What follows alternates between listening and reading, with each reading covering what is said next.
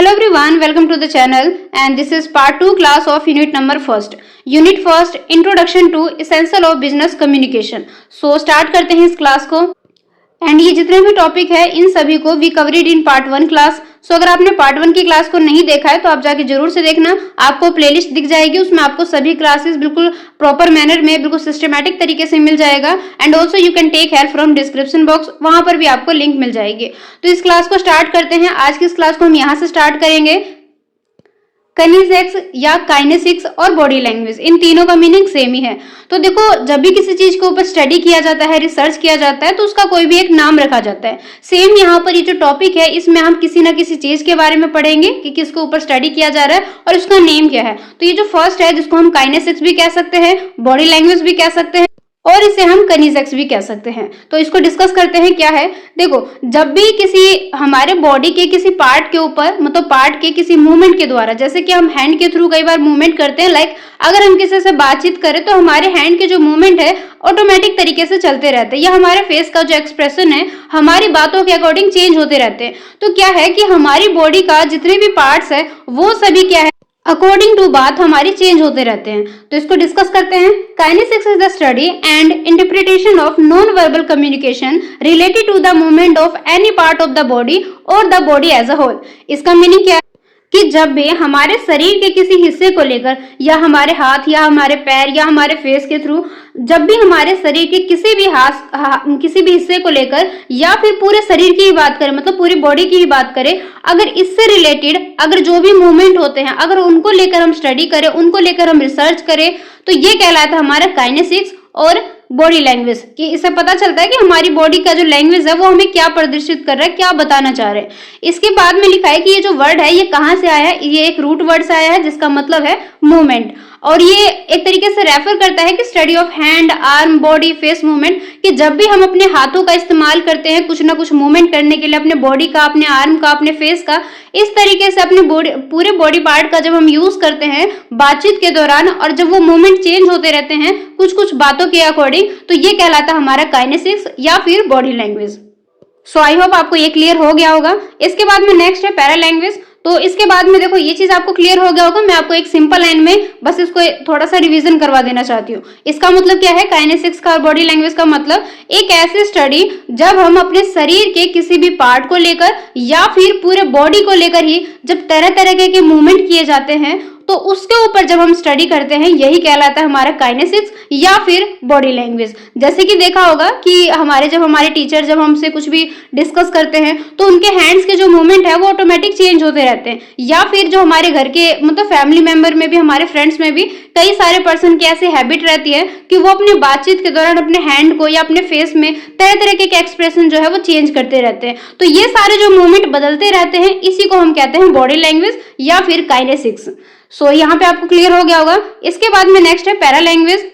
और para language किससे relate करता है, हमारी आवाज से, कि हम कब किस टाइम पे हम क्रोधित आवाज में बोल रहे हैं, एंग्री वॉइस में बोल रहे हैं, या फिर कब हम सॉफ्टली, काफी ज्यादा पोलाइटली बात करते हैं. तो ये हमारे बेसिकली किससे रिलेट करता है, हमारे टोन से, हमारे वॉइस से, कि हम किस तरीके से बातचीत कर रहे हैं. अब इसको डिस्कस करते हैं. पैरा लैंग्वेज है क्या, एन एंग्री वॉइस और a soft tone convey totally different message to the listener. देखो, हमारी जो वॉइस का जो टोन है या फिर हम किस तरीके से बातचीत कर रहे हैं वो भी काफी कुछ मैसेज देता है. जैसे कि अगर हमसे कोई भी बातचीत कर रहा है और बातचीत के दौरान उसके टोन से हम पता कर लेते हैं, हमें पता चल जाता है एक सेकंड में कि सामने वाला पर्सन हमसे खुश होकर बात कर रहा है, या हमसे काफी ज्यादा पोलाइटली बिहेव कर रहा है, या फिर वो अपना गुस्सा हम पे दिखा रहा है. पता चल जाता है ना, अगर हम पे कोई गुस्सा कर रहा है तो उसका एक बोलने का तरीका अलग ही रहेगा, जिससे हमें पता चल जाएगा कि सामने वाला पर्सन कहीं ना कहीं हमसे नाराज है या हमसे गुस्सा है. एक ये भी हो जाता है कि सामने वाले की बातचीत से हमें पता चलता है कि वो जो पर्सन है कोई भी, वो काफी ज्यादा सॉफ्टली बिहेव करता है, या फिर उसकी जो आवाज है या काफी ज्यादा पोलाइटली बिहेव कर रहा है. तो जब हम किसी के वॉइस के थ्रू, किसी के आवाज के थ्रू काफी कुछ जानते हैं, मैसेज लेते हैं, ये कहलाता है हमारा पैरा लैंग्वेज, और इसको हिंदी में पार भाषा भी कहते हैं.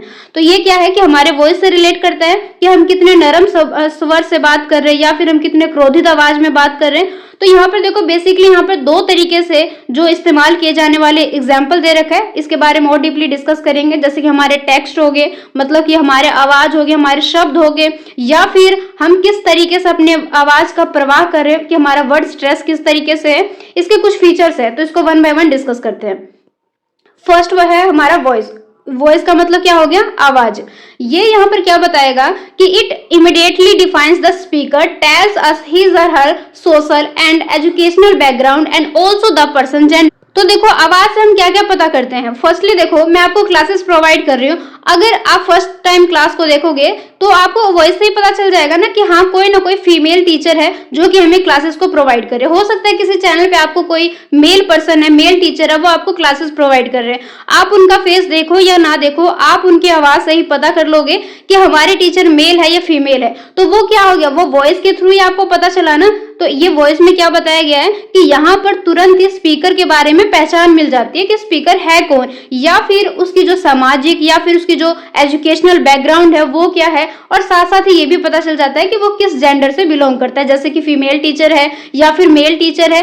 फॉर एग्जाम्पल के लिए आपको किसी से कॉल आता है, तो कॉल को जब आप पिकअप करते हो, आप उनसे बातचीत करते हो, तो आपको तुरंत ही पता चल जाता है ना कि फोन पे जिससे आप बात कर रहे हो वो कोई मेल है या फीमेल है, या फिर कोई चिल्ड्रन है, कोई बच्चा भी हो सकता है ना। तो कोई भी वो क्या है इसके बारे में आपको पता चल जाएगा। तो ये क्या हो गया? वॉइस। वॉल्यूम।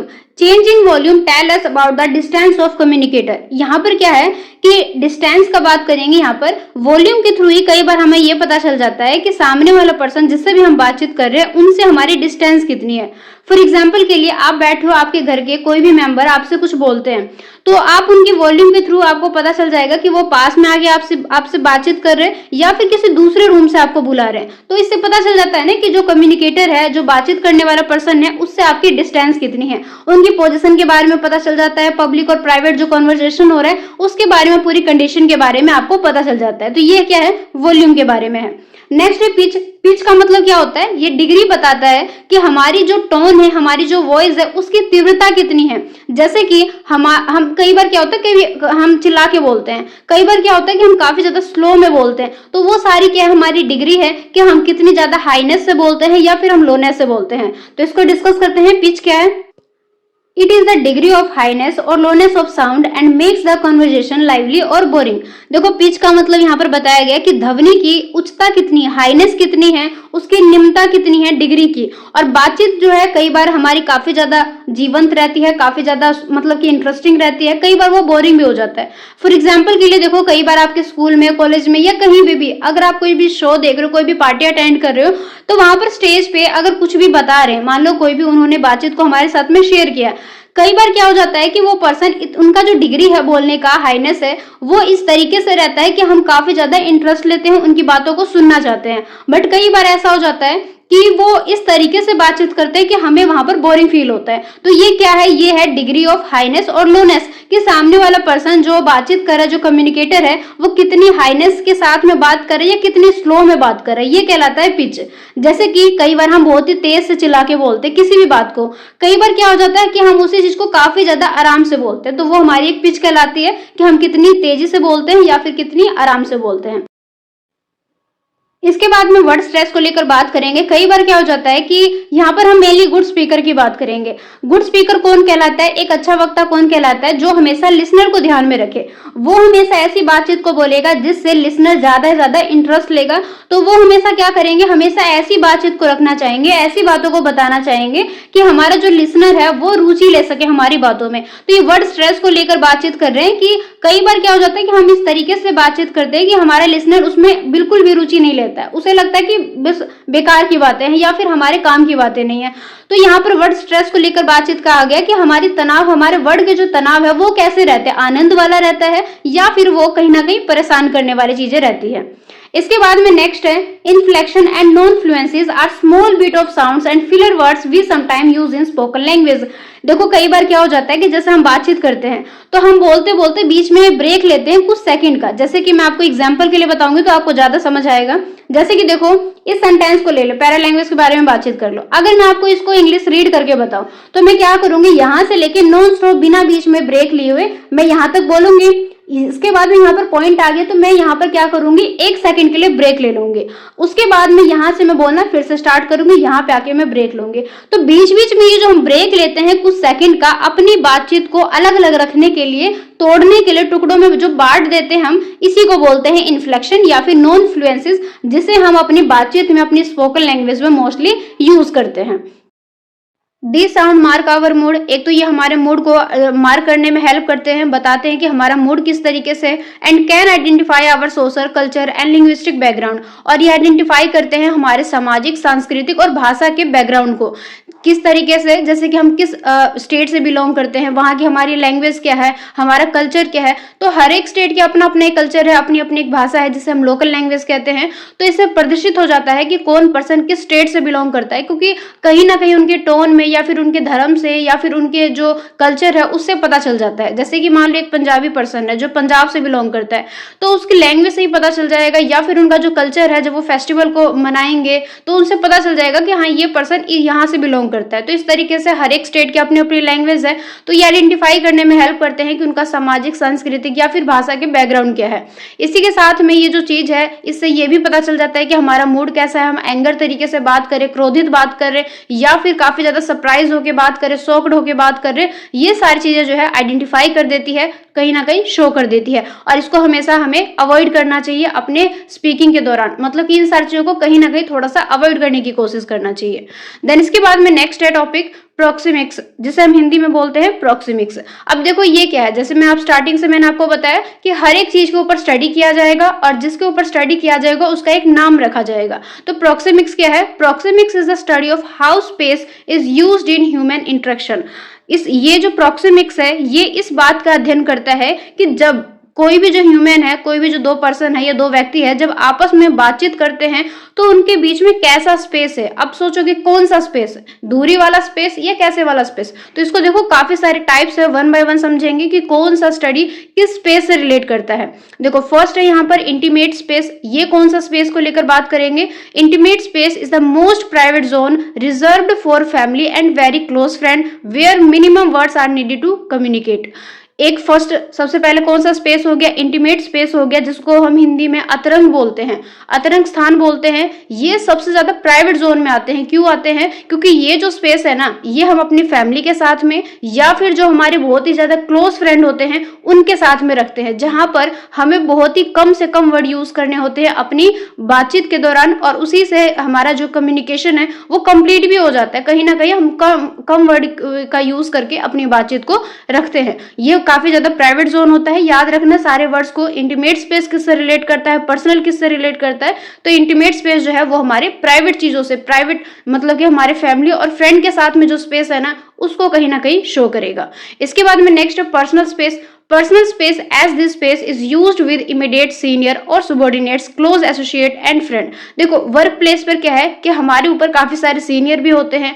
हम हो सकता है कि एक स्थान पे तो हम जूनियर भी है, बट एक स्थान ऐसा भी है जहां पर हम किसी न किसी के सुपरवाइजर भी है, सीनियर भी है, लीडर भी है।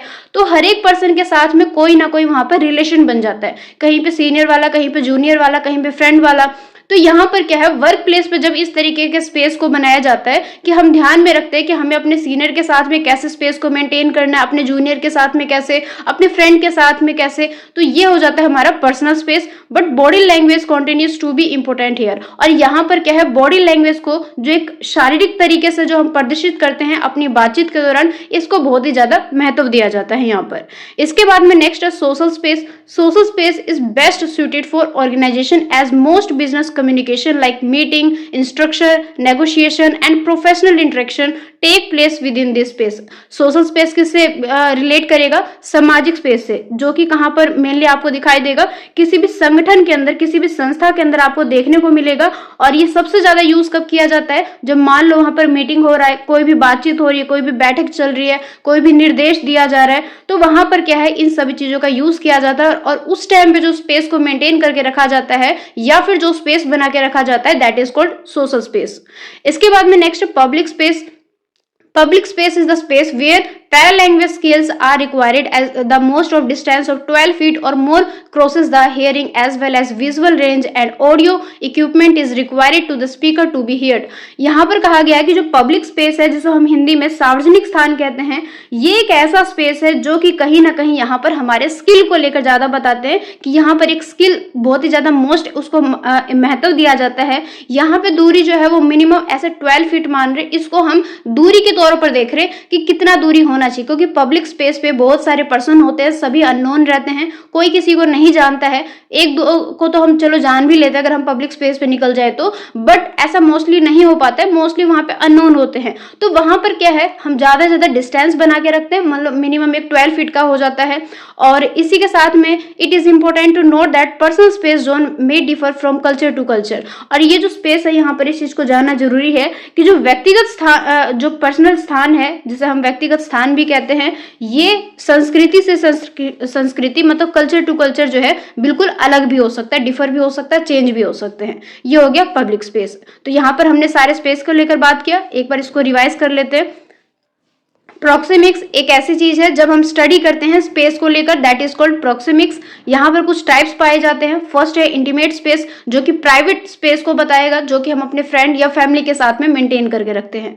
सेकंड इज पर्सनल स्पेस, जो कि हम एक कहीं ना कहीं एक वर्क प्लेस पे बना के रखते हैं, चाहे हमारे सीनियर है, सुबॉर्डिनेट्स है, जूनियर है, फ्रेंड है, उनके साथ में बना के रखते हैं।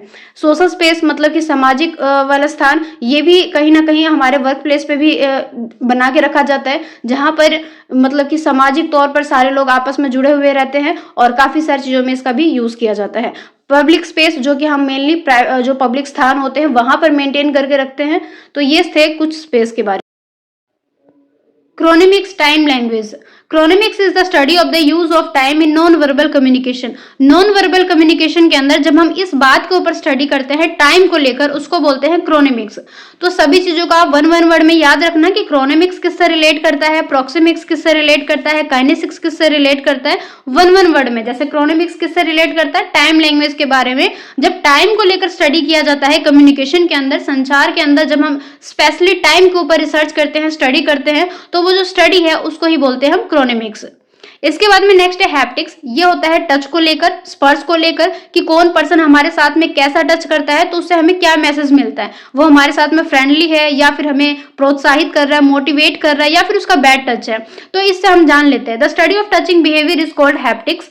स्पर्श व्यवहार के अध्ययन जो किया जाता है स्पर्श के ऊपर, टच के ऊपर, उसको बोलते हैं हैप्टिक्स। और ये जो टच है ना, is the most direct form of non verbal communication and is highly culture specific. जो गैर स्पर्श है, मतलब कि जो टच है, इसको सबसे ज्यादा प्रत्यक्ष रूप में नॉन वर्बल कम्युनिकेशन के अंदर यूज किया जाता है। मतलब टच को सबसे ज्यादा मोस्ट डायरेक्ट फॉर्म माना जाता है नॉन वर्बल कम्युनिकेशन के अंदर, और इसको हाईली कल्चर स्पेसिफिक के रूप में माना जाता है। जैसे कि यहाँ पर एग्जाम्पल भी दिया गया है कि जैसे कई बार कोई हमारे साथ में, कोई हमारा फ्रेंड है, तो वो हमारे साथ में हैंडशेक करता है या फिर हमारे बैक में थपथपाता है, उससे हमें पता चल जाता है कि वो हमारे साथ में फ्रेंडली बिहेवियर कर रहा है, हमको मोटिवेट करना चाहता है, या फिर हमारे साथ में कहीं ना कहीं हमको नीचा दिखाना चाहता है। तो हम क्या करते हैं, टच के थ्रू ही काफी कुछ समझ जाते हैं। यही ये जो स्टडी है इसी को बोलते हैं haptics.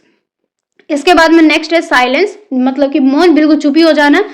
As a non-verbal mode, silence relies on body language and facial expression. एक जो गैर मौखिक होता है, मतलब मौन के रूप में, ये हमारी बॉडी लैंग्वेज के बारे में और हमारे फेस के एक्सप्रेशन के ऊपर निर्भर करता है। जैसे अगर हम कुछ ना बोले तो अब डिपेंड किससे करेगा कि हम क्या बोलना चाहते हैं या फिर हम क्या दिखाना चाहते हैं, वो पता चलेगा हमारी बॉडी लैंग्वेज पे, हमारे फेशियल एक्सप्रेशन के ऊपर। कई बार होता है ना कि जब हम स्कूल में पढ़ रहे होते हैं और टीचर हम पे गुस्सा दिखाना चाहते हैं तो वो अपनी आंखें बड़ी कर लेते हैं, हम समझ जाते हैं कि हमारे टीचर हम पे गुस्सा दिखा रहे हैं। या कई बार हम, मान लो कोई छोटा बच्चा है, अगर वो कुछ गलत कर रहा है तो हम उसको बोलते कुछ नहीं है, बट हम अपने हैंड के थ्रू उसको बताना चाहते हैं कि हम उसकी पिटाई करेंगे। तो वो क्या है, वो हमारे एक बॉडी लैंग्वेज है जो कि कोई ना कोई मैसेज दे रहा है। तो साइलेंस का मतलब क्या है कि जब हम अपने बातों का, अपने वर्ड का यूज नहीं करेंगे, जब हम सिर्फ बॉडी लैंग्वेज का यूज करेंगे, फेशियल एक्सप्रेशन का यूज करेंगे और उसके थ्रू ही हम काफी कुछ बताना चाहेंगे। तो ये हो जाता है हमारा मौन के बारे में, और ये नॉर्मल चीज है, आप यहाँ से रीड कर लेना।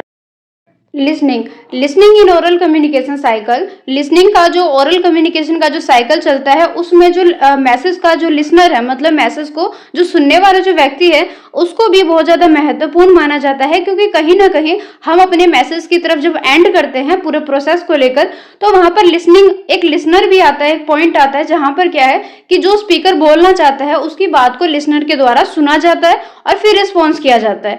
तो हम क्या करते हैं, कम्युनिकेशन का जो प्रोसेस चलता है है उसके एंड की तरफ जब हम चलते हैं तो लिसनर भी एक पॉइंट आ जाता है, और लिसनर के द्वारा जब सुना जाता है उसको हम क्या बोलते हैं, listening. Good communicator are always skilled listener. एक अच्छा कम्युनिकेटर को हम हमेशा स्किल्ड लिसनर भी मानते हैं। क्यों? क्योंकि अगर वो अच्छा कम्युनिकेटर है तो कहीं ना कहीं अगर उसके पास में वो पर्सनैलिटी है, वो स्किल है, तो वो एक स्किल्ड लिसनर भी माना जाएगा। To develop your skills some types of listening are given briefly. अब हम यहाँ पर वन बाय वन डिस्कस करेंगे काफी सारे लिसनिंग के जो टाइप्स होते हैं उसको लेकर। तो यहाँ पर देखो एक पॉइंट को मैं क्लियर करना चाहती हूँ, ये जो पॉइंट है लिसनिंग, इसका मेन यहाँ पर है क्या, मतलब इसको समझते हैं हम कैसे हैं। देखो लिसनिंग का मतलब यहाँ पर क्या है कि कई बार क्या होता है कि कई सारे साउंड हमें सुनाई देते हैं, जैसे कहीं से मान लो कोई सॉन्ग सुनाई दे रहा है या फिर कोई बातें कर रहा है, तो वो हमें साउंड सुनाई देता है कि कोई दो पर्सन वहां पे बातचीत कर रहे हैं। तो देखो एक तो ऐसी लिसनिंग होती है जब हमारे पास में साउंड आता है, बस हम ये समझते हैं कि हाँ कहीं से वो साउंड आ रहा है, बट उस साउंड के थ्रू क्या बताना चाह रहे हैं या फिर क्या मैसेज आ रहा है, क्या बातें कर रहे हैं, वो हमें सुनाई नहीं देता है। तो वो एक्टिव लिसनिंग नहीं माना जाएगा जहां पर हमें पता नहीं चलता है कि मैसेज क्या है। बट एक ऐसी लिसनिंग जहां पर हम चीजों को सुनने के साथ में समझते भी है, तो उसको हम एक्टिव लिसनिंग भी कह सकते हैं, स्किल्ड लिसनिंग भी कह सकते हैं। तो लिसनिंग का मतलब क्या है कि सिर्फ सुनना नहीं, सुनने के साथ में उस चीज को समझना भी, इसे कहते हैं लिसनिंग। अब यहाँ पे देखो वन बाय वन हम इनके टाइप्स के बारे में जानेंगे, जैसे कि इवेलुएट लिसनिंग किसे कहा जाता है, डिस्क्रिमिनेटिव लिसनिंग किसको कहा जाता है, वन बाय वन। तो फर्स्ट जो है इन इवेलुएटिव लिसनिंग, इसमें क्या होता है कि जैसे कि हमारे पास में कई टाइप्स की इंफॉर्मेशन होते हैं, काफी सारी जानकारी होती है, तो कई बार किसे जब हम चीजों को इवेलुएट करते हैं, मूल्यांकन करते हैं, अब हम बात करें सिर्फ और सिर्फ इवेलुएटिंग लिसनिंग की, किसी और से कंपेयर नहीं कर रहे अभी हम ये जान रहे हैं कि इवेलुएटिंग लिसनिंग किसे कहा जाता है। तो इस लिसनिंग में क्या है कि जब हमारे पास में बहुत सारी इंफॉर्मेशन रहते हैं, जानकारियां रहती है, तो हम क्या करते हैं उन जानकारियों के बेस पर किसी न किसी तरीके से मूल्यांकन करते हैं, इवेलुएट करते हैं, चीजों को समझते हैं, और उसके बिहाव पर, उसके बेस पर जब हम उस चीजों को लेकर रिस्पॉन्स करते हैं, उसे बोलते हैं इवेलुएटिंग लिसनिंग। जैसे कि क्लास में किसी टॉपिक को लेकर डिस्कस किया जा रहा है टीचर और स्टूडेंट के बीच में, तो हो सकता है कि किसी स्टूडेंट को उस टॉपिक के बारे में पहले से ही काफी सारी जानकारी हो, तो वो क्या करेगा, अपने उस जानकारी के बेस पर कुछ नई नई चीजों को इवेलुएट करेगा, और देन जब टीचर उनसे डिस्कस करेंगे तो वो साथ साथ रिस्पॉन्स भी करेंगे, तो वो हो जाता है इवेलुएट लिसनिंग। इसके बाद में सेकंड है सो इवेलुएटिंग लिसनिंग में क्या है कि इंफॉर्मेशन के बेस पर चीजों को समझना होता है, इवेलुएट करना होता है, मूल्यांकन करना होता है, और उसके बाद में उसके साथ में रिस्पॉन्स करना होता है। इसके बाद में नेक्स्ट है डिस्क्रिमिनेटिव लिसनिंग। इसका मतलब क्या है कि इसमें क्या होता है, the listener tries to focus on the speaker words. जो लिसनर है, जो सुनने वाला व्यक्ति है, वो हमेशा फोकस करता है कि स्पीकर के वर्ड्स को, स्पीकर कौन है यहाँ पर, मैसेज को देने वाला पर्सन, जिसे हम सेंडर भी कहते हैं, तो यहाँ पर स्पीकर के वर्ड्स पर वो ध्यान देता है, फोकस करता है, जिससे वो क्या कर सके, जो भी इंफॉर्मेशन से रिलेटेड चीजें हैं उसको वो जान सके, और बिना किसी from a confusing noisy environment, मतलब कि जो एक इन्वायरमेंट रहता है जिसमें हो सकता है कि शोर हो, तो वो क्या है कि उस माहौल से भी, मतलब उस माहौल के अंदर भी वो अगर चीजों को मतलब उस तरीके से निकलेगा कि एक्सट्रैक्ट करेगा रेलिवेंट इंफॉर्मेशन को, जिससे क्या होगा, स्पीकर के वर्ड्स पर वो ध्यान देगा। क्योंकि कई बार ऐसा होता है ना कि जब हम चीजों को समझते हो सकता है कि आसपास काफी सारे शोर हो, बट फिर भी हम अपना पूरा का पूरा फोकस अपने बातों पे रखते हैं, जिसकी भी बात हम सुन रहे हो। फॉर एग्जाम्पल के लिए मान लो कि क्लास में हम बैठे हैं और हमारे टीचर जो भी हमें पढ़ा रहे हैं हम उस चीज को पढ़ते रहते हैं। हो सकता है कि क्लास के बाहर बहुत सारा शोर हो, बट फिर भी हम क्या करते हैं, उस शोर को इग्नोर करके फिर भी हम अपने टीचर की बातों पर ध्यान देते हैं कि वो हमें क्या समझा रहे हैं। तो ये होता है डिस्क्रिमिनेटिव लिसनिंग, जिसमें हम सारी कंफ्यूजिंग, सारी नॉइजी इन्वायरमेंट को इग्नोर करते हैं, जस्ट हम स्पीकर के वर्ड्स पर ध्यान देते हैं, जिससे हमें इंफॉर्मेशन को कलेक्ट कर सके, जान सके चीजों के बारे में। इसके बाद में नेक्स्ट है appreciative listening is a way of showing interest in the conversation and motivating the speaker to continue। यहाँ पर क्या है कि इस वाले लिसनिंग में जो बातचीत में जो एक इंटरेस्ट रहता है, जो एक रुचि बनाने के लिए, और जो स्पीकर है, जो मोटिवेट करने वाला जो पर्सन है, जो स्पीकर है, उसकी बात को हम इस तरीके से समझे कि वो भी बातों को कहने के लिए, जारी रखने के लिए प्रेरित रहेगा। मतलब कि प्रेरित करने का एक तरीका है, मोटिवेट करने का एक तरीका है, जिससे स्पीकर अपनी बातों को लगातार जारी रखेगा। इसके बाद में नेक्स्ट है फिर emphatic listening।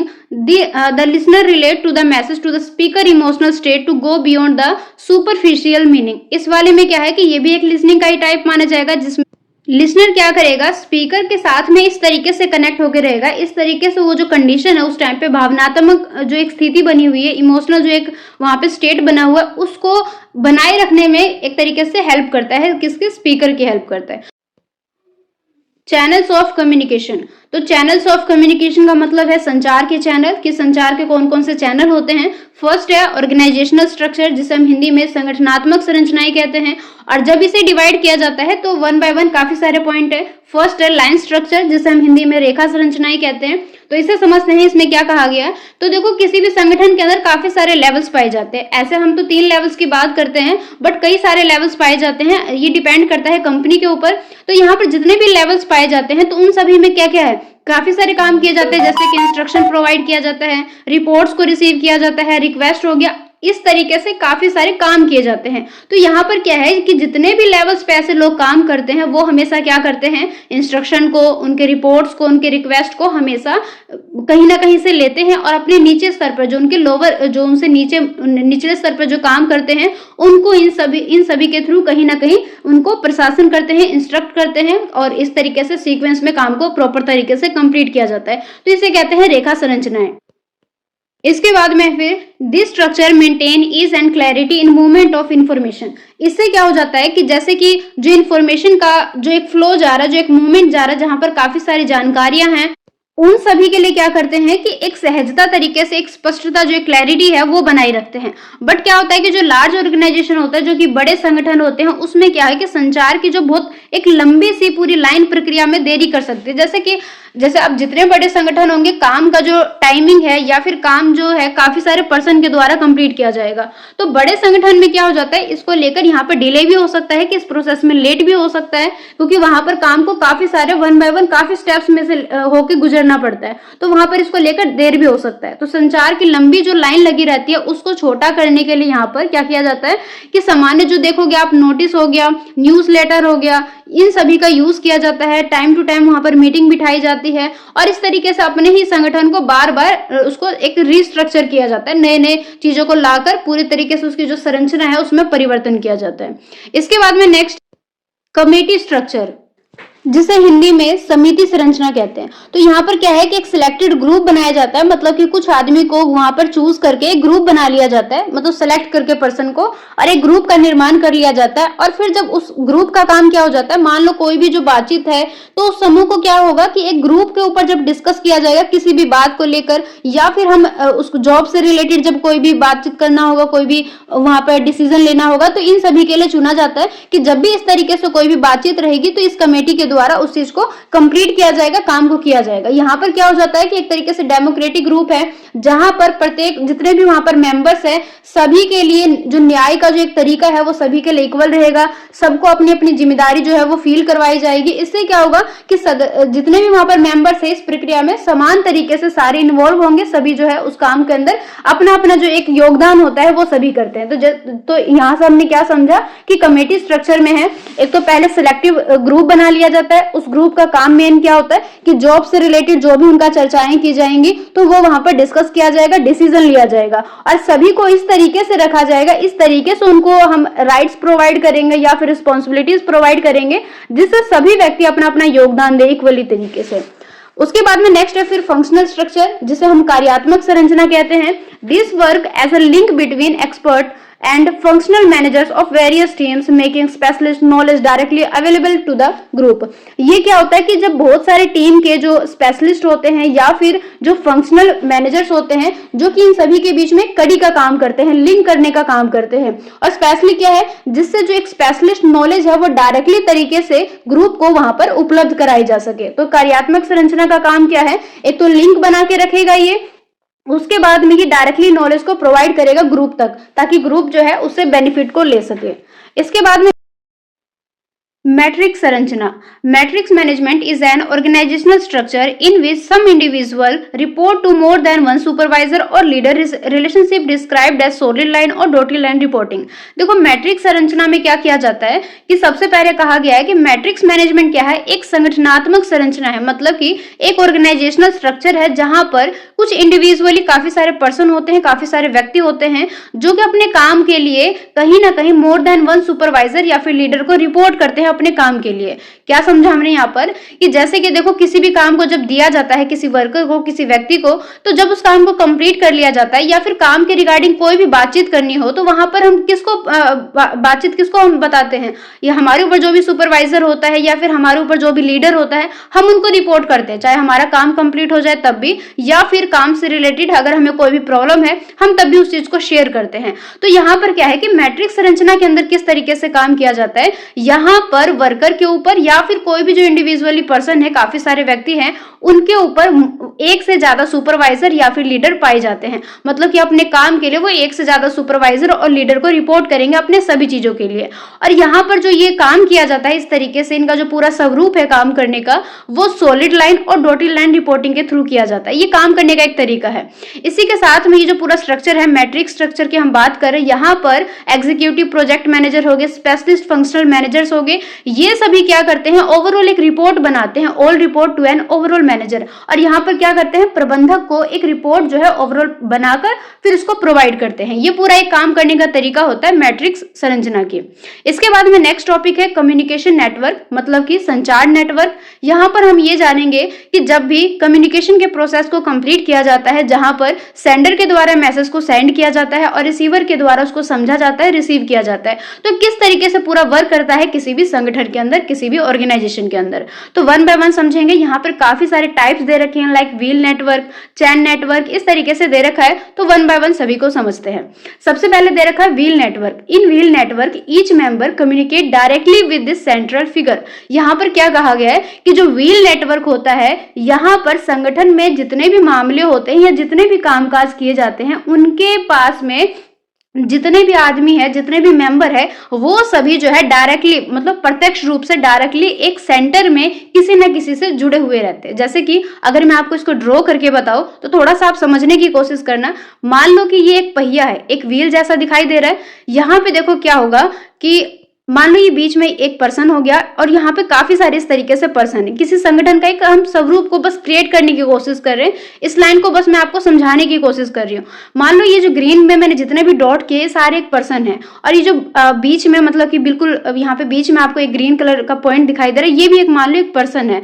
तो यहाँ पर कम्युनिकेशन को कैसे किया जाएगा समझने की कोशिश करना आप। यहाँ पे जितने भी मेंबर है ना, ये सभी क्या करेंगे, जितने भी ग्रीन कलर में दिखाए गए हैं, ये सभी के सभी यहाँ पे इस पर्सन से कनेक्ट होके रहेंगे। मतलब कि बीच में जो पर्सन है उससे कनेक्ट होके रहेंगे, चाहे उसको कोई भी प्रॉब्लम को शेयर करना हो, अपनी बातचीत को रखनी हो, मतलब कि कोई भी बात बतानी हो, कुछ भी उसको शेयर करना हो, कुछ भी बताना हो, तो वो क्या करेगा, जो सेंटर में जो वर्क करेगा ना, बीच में सभी के सभी व्यक्ति इससे जुड़े रहेंगे। और इसी को बोलते हैं संचार का व्हील, जिसको हम हिंदी में भी व्हील ही कहते हैं, व्हील नेटवर्क। तो ये कम्युनिकेशन का एक टाइप होता है जहां पर सभी के सभी मेंबर किसी एक पर्सन से डायरेक्टली जुड़े हुए रहते हैं। ये तो हो गया व्हील नेटवर्क के बारे में। नेक्स्ट बात करेंगे चैन नेटवर्क के बारे में।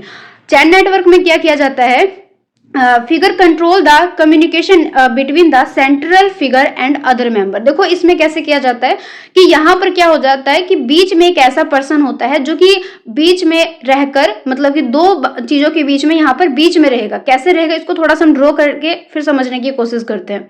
सो यहाँ पे देखो समझने की कोशिश करना है। इसमें मान लो कि एक चैन की तरह बना हुआ है। यहाँ पर क्या करेगा कि ये जो बीच वाला जो पर्सन है ना, वो ऐसे काम को कंट्रोल करेगा, इस तरीके से काम को करने में हेल्प करेगा कि ये क्या करेगा, अपने इस पर्सन के साथ में भी कनेक्टिविटी बनाए रखेगा और इस पर्सन के साथ में भी कनेक्टिविटी बनाए रखेगा। इन दोनों की बातों में, मतलब कि एक बिटवीन में रहेगा, बीच में रहेगा, जो कि दूसरे मेंबर के साथ में कहीं ना कहीं बातों को कंट्रोल करने का काम करेगा, सभी की बातचीत को सुनेगा, देखेगा, कोई भी जो काम के अकॉर्डिंग देखा जाएगा।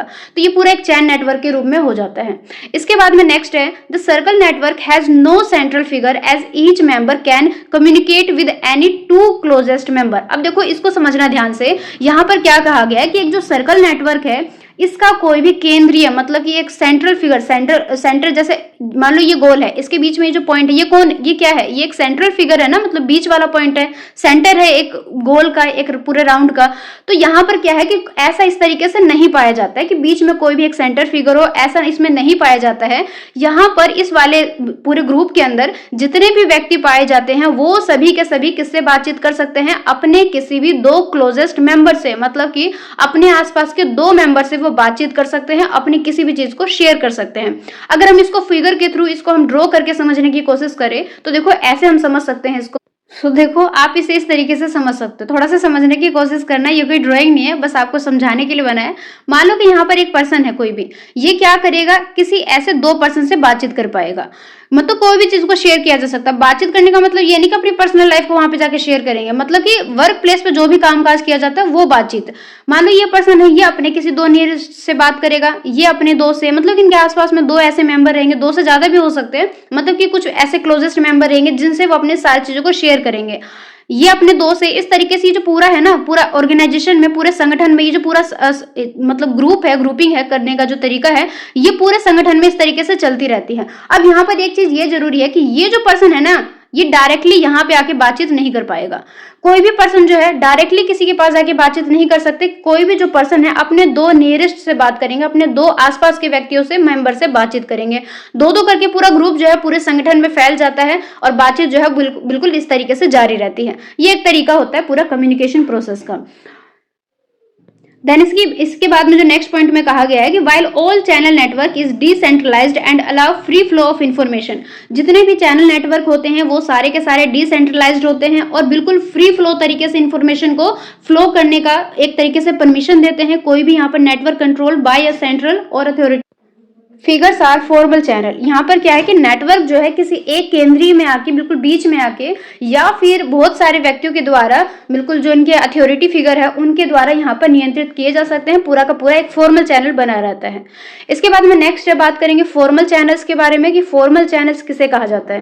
इसे सबसे पहले तो देखो औपचारिक चैनल कहा जाता है। काफी ज्यादा फॉर्मल तरीके से यहाँ पर वर्क को लेकर चलेंगे। यहाँ पर जैसे कि मान लो ऑफिस के अंदर कोई भी ऑफिशियल, मान लो कोई भी एक ईमेल भेजना है हमें, या फिर कोई भी रिपोर्ट जो है जो कि हमें अपने सुपरवाइजर को या फिर लीडर को हमें प्रेजेंट करना है, कोई भी हमें प्रेजेंटेशन बनानी है ऑफिस के अंदर, उसको प्रेजेंट करना है, या कोई भी जो मीटिंग है, तो उस टाइप में वो जो पूरा जब इनका पूरा जो संचार का जो चैनल चलता है बिल्कुल औपचारिक तरीके से, जहां पर हम ये सारे वर्क करते हैं, इसको बोलते हैं हम फॉर्मल चैनल। जहां पर आपको रिपोर्ट तैयार करना है, प्रेजेंटेशन रखनी है, मीटिंग को अटेंड करनी है, लेटर लिखना है, रिपोर्ट करना है, इस तरीके से जब ऑफिस वर्क पे काम किया जाता है उसको हम बोलते हैं फॉर्मल चैनल। जहां पर ये सारे जो संचार के जो तरीके हैं इनके थ्रू चलते हैं, जहां पर आपको रिपोर्ट लिखना है, लेटर लिखना है, प्रेजेंटेशन को तैयार करना है, तो इसको बोलते हैं फॉर्मल चैनल।